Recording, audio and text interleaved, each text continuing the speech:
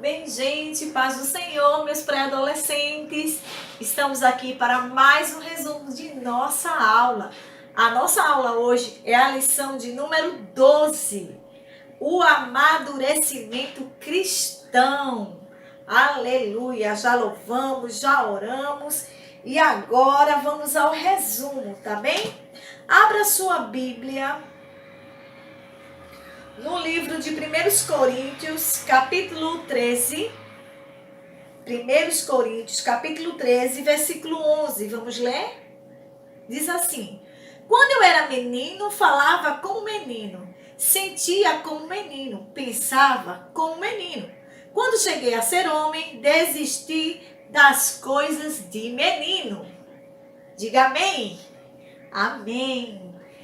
O amadurecimento na nossa vida humana é natural, pois assim nascemos, crescemos e vamos a cada dia amadurecendo. E não é diferente na vida espiritual. Vamos ler em Efésios 4:13, o que nos diz: deste modo, todos nós chegaremos a ser um na nossa fé e no nosso conhecimento do Filho de Deus. E assim seremos pessoas maduras e alcançaremos a altura espiritual de Cristo. Efésios 4:13. Aqui não se refere à estatura, não, mas se refere a crescimento espiritual, amadurecimento em Cristo Jesus. Investir na vida espiritual. Jesus, ele investiu na vida espiritual, ele investiu em você, ele acredita em você. Temos que querer, esse amadurecimento para que possamos crescer na graça e também no conhecimento da palavra de Deus. O primeiro tópico nos diz assim: crescendo e aprendendo. Crescendo e aprendendo. Pois é, Jesus Cristo é o nosso maior exemplo de crescimento na graça e no conhecimento desta palavra. Veja bem, apesar do crescimento físico ser importante, é muito importante, o crescimento espiritual, que independe da idade, é mais relevante ainda na vida do cristão, de modo que podemos ser relevantes, gigantes na fé, mesmo que ainda seja um pré-adolescente como você. Precisa ser e deve ser um gigante na fé. Nós temos alguns passos aqui para esse crescimento, para esse amadurecimento. Antes de falar dos passos, eu vou apresentar aqui, duas goiabinhas. Veja bem, uma está madura e a outra está verde. É bem diferente os sabores. Eu sei que há preferência, não é verdade, quando se trata de alimentos. Mas de amadurecimento, notoriamente, nós sabemos que essa aqui, essa é a mais madura. Logo, o sabor, o cheiro é mais fácil de identificar, não é? Se eu te desse para que você segurasse ou chegasse num ambiente apenas com essa verde, você não saberia o que eu estava levando, se era um limão, se era uma laranja. Mas quando está madura, o cheiro, ele exala. Ele exala. E assim é o nosso crescimento. Deve exalar, deve impactar, deve fazer gerar vidas através de Cristo. Isso na vida espiritual. O Senhor, ele deseja que nós desejamos querer crescer, amadurecer na fé. É assim quando uma criança, nasce na igreja, quando bebezinho, faz parte do departamento infantil, daquela salinha de bebê. Depois vai crescendo o círculo da oração infantil. Ela já vai cantando no coral das crianças e vai crescendo. E aí entra no 10, vai fazendo parte. Por quê? Cada fase cresce e decide, coral juvenil, ou conjunto, ou coral, decide, não é isso? Então vai fazer parte de cada fase, de cada etapa. Isso é amadurecimento e crescimento também. Não é verdade? Então, para que haja esse crescimento, nós vamos citar algumas etapas aqui para que esse crescimento ele aconteça. Como?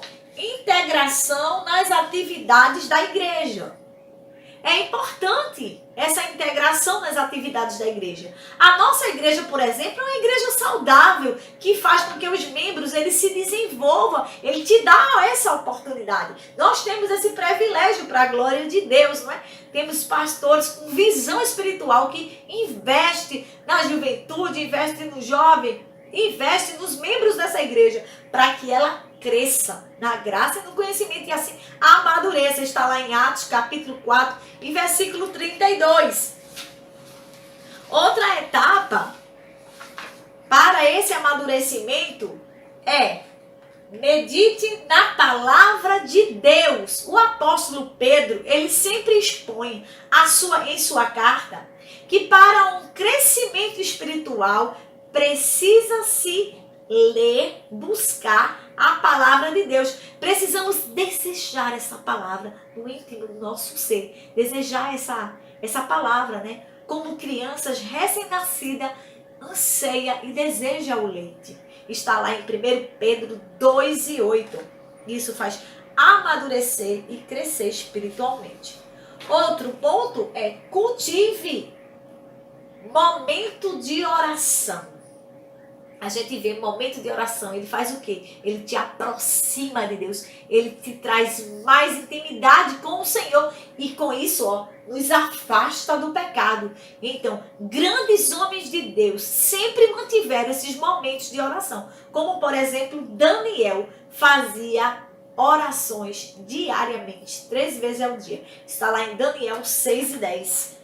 E aí, vai crescendo, vai amadurecendo. Outro ponto é: procure fazer a vontade de Deus, que a tua vontade seja feita.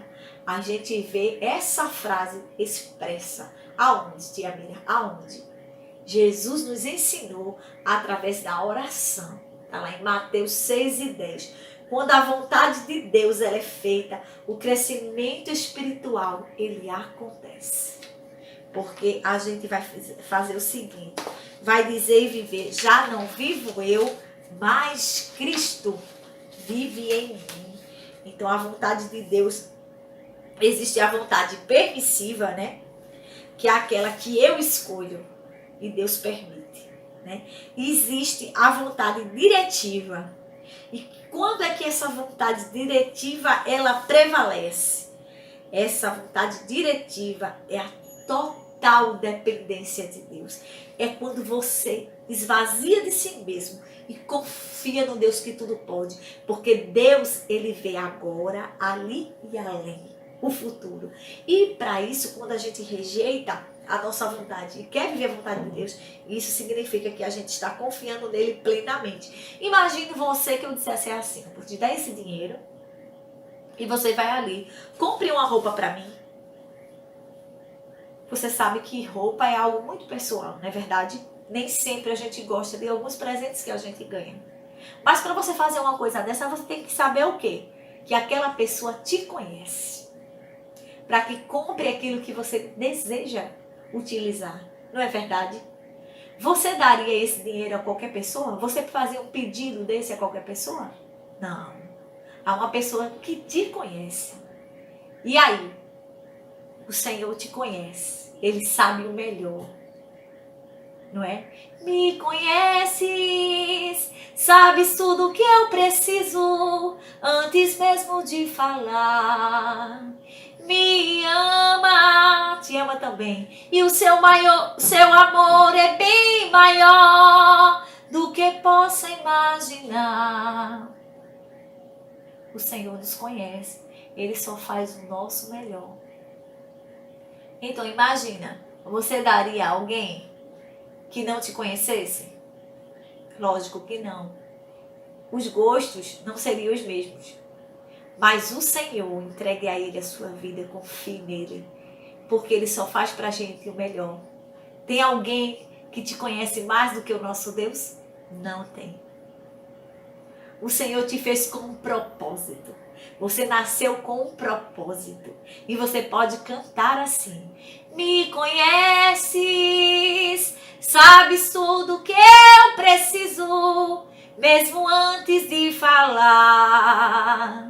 Me ama, te ama, e o seu amor é bem maior do que eu possa imaginar. Então rejeite aquilo que é seu e viva o melhor de Deus para a tua vida, aleluia. E quando isso acontece, que a maturidade cristã, ela está sendo, está crescendo, está acontecendo. Louvado seja o nome do Senhor. E nós temos aqui o segundo tópico, tendo responsabilidade no uso dos dons. É justamente esse fruto, o fruto maduro e o fruto verde. Tudo tem seu tempo. E o tempo melhor determinado por Deus, ele é o perfeito. É importante entender, E possuir os dons espirituais não é sinal de maturidade ter os dons espirituais, não, hein? Como a gente viu na igreja de Coríntios, não é isso? Os nossos irmãos lá da igreja de Coríntios não faltava a eles nenhum dom para eles. No entanto, havia briga entre eles, entre aquela igreja. Está lá em 1 Coríntios 1 e 11. Por razão do apóstolo Paulo escrever esta carta, a fim de corrigir as distorções e orientações. Como proceder? A gente vê isso. Então, um dom espiritual, para ser bem aproveitado, precisa vir acompanhado de quê, tia Miriam? Das virtudes presentes no fruto do Espírito, que a gente estudou na aula passada. Está em Gálatas 5:22. Estão lembrados? Portanto, é preciso ter responsabilidade para desenvolver tais virtudes, a fim de que a utilização dos dons espirituais não se transforme em uma coisa de confusão, não. O Senhor não provoca e não faz confusão em nada. Tudo que Jesus faz é perfeito, é maravilhoso. Então, um cristão maduro e responsável não busca apenas o poder dos dons do Espírito, mas conjuntamente busca desenvolver uma vida de comunhão com Deus, glória a Deus, e santa, afastando-se do pecado, que forma a ser uma bênção para todos ao seu redor. Quando ele está cheio do Espírito, dos frutos do Espírito, e anda segundo a vontade do Senhor, ele é bênção aonde tocar, aonde pisar, assim ele será bênção na nossa vida. Glória a Deus. E o terceiro tópico quer dizer assim: Deus quer me usar. Glória a Deus. Aí você pode dizer, mas eu tô jovem, tia Mira. Um adolescente, temos na Bíblia exemplos maravilhosos que o Senhor lhe fez para o propósito. Então, vejam bem, Jeremias, por exemplo. Eu não sei falar, eu sou apenas um jovem. Está lá em Jeremias 1:6. Jeremias, ó Senhor meu Deus, eu não sei falar, pois sou como um jovem. Jeremias 1:6. Embora estivesse ouvindo a voz do próprio Deus, Jeremias duvidou do fato do Senhor ter escolhido, ter interesse na vida dele, por ele ser jovem. Mas foi ele mesmo que o Senhor escolheu para uma obra tão grandiosa naquele momento. Mas Deus havia deixado claro que foi para um propósito que o Senhor o criou, assim como criou você também, pré-adolescente, para um propósito, para a glória do nome do Senhor.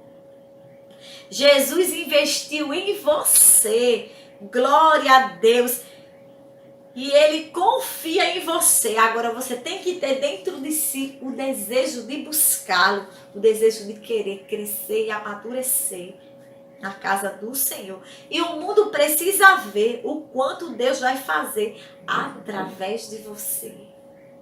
Você precisa se disponibilizar, ver essas etapas do crescimento e amadurecimento para que o Senhor realize a vontade dele na sua vida. A Bíblia está cheia de pessoas que ainda na adolescência foram grandemente usados por Deus. Entre essas temos Daniel, Samuel, a escrava de Naamã, lembra da história, gente? Jeremias, como já citei, Foram jovens e que o Senhor usou tremendamente, e temos seus exemplos na igreja. Na palavra de Deus aprendemos. Pois vejam bem, para você refletir um pouco mais, podemos citar a frase ouvida por um jovem, um dos maiores evangelistas no século XIX, D.L. Moody, que certa vez ouviu: o mundo está para ver o que Deus pode fazer com um homem totalmente entregue a Ele. Ao ouvir essa frase, Moody decidiu ser esse homem totalmente entregue a Deus e mudou a sua geração. Olha que lindo. Definitivamente, Deus quer usar você, independente da sua idade. Para isso, entregue-se totalmente a Ele, diariamente, e se submeta à vontade soberana do Senhor. Fazendo assim, você será usado poderosamente para impactar esta geração. Lembra de um tema que tivemos? A geração que incomoda? Aleluia. Outro tema, eu me importo. Então, que possamos viver. Esse mundo precisa ouvir de você o que o Senhor tem feito e ainda irá fazer. Você poderá cantar e o mundo ouvir o quão grande é o nosso Deus. E grandes coisas o Senhor tem feito e fará através de você. E se você ainda não tem Jesus, entregue o teu caminho ao Senhor. Confia nele e o mais Ele fará. É o meu Deus. Vamos adorar o Senhor. Cantarei quão grande é o meu Deus, e todos hão de ver quão grande é o meu Deus. Você vai colocar no seu desafio desta aula, você vai usar as redes sociais e vai colocar esta mensagem: quão grande é o meu Deus. Amém? Que o Senhor Jesus aplique a sua palavra em nossos corações.